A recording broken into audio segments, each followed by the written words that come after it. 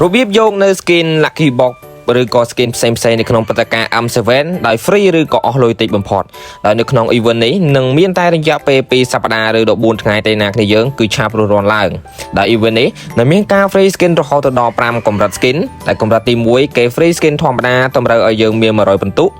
ម្រិតទី2គេ free skin elite តម្រូវឲ្យយើងមាន500ពិន្ទុកម្រិតទី3គេ free skin special តម្រូវឲ្យយើងមាន1000ពិន្ទុកម្រិតទី4គេ free skin epic តម្រូវឲ្យយើងមាន2500ពិន្ទុនិងកម្រិតទី5គេ free skin lucky box នឹងឯងតម្រូវឲ្យយើងមានរហូតដល់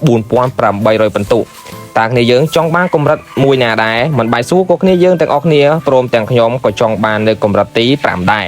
សម្រាប់កម្រិតនេះមួយគ្នាយើងអាចបើកនៅថ្ងៃទី7និងទី8ខែកុម្ភៈហើយទោះជាធ្វើភារកិច្ចអស់យ៉ាងណាក៏ដោយចង់បើកមុនថ្ងៃក៏គេមិនឲ្យយើងបើកដែរណាគ្នាយើងហើយមួយ account គឺបើកបានតែមួយកម្រិតទេតិចដល់កម្រិត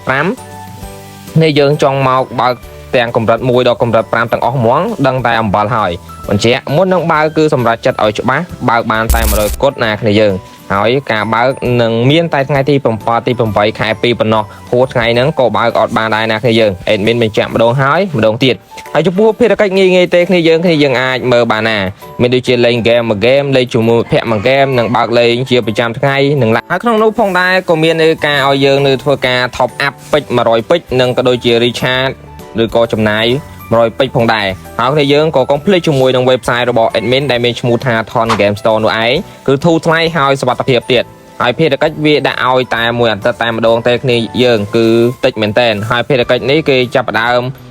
reset ឡើងវិញនៅថ្ងៃច័ន្ទម្ដងទៀតហើយសម្រាប់គ្នាយើងណាដែលចង់បាន skin ល្អឆាប់រស់រានឡើងមែនតើហើយបើថាវីដេអូនេះល្អកុំភ្លេច share ចែករំលែកឲ្យមិត្តភ័ក្តិយើងដឹងម្នាក់មួយណាគ្នាយើងអរគុណបាយបាយជួបគ្នានៅវីដេអូក្រោយ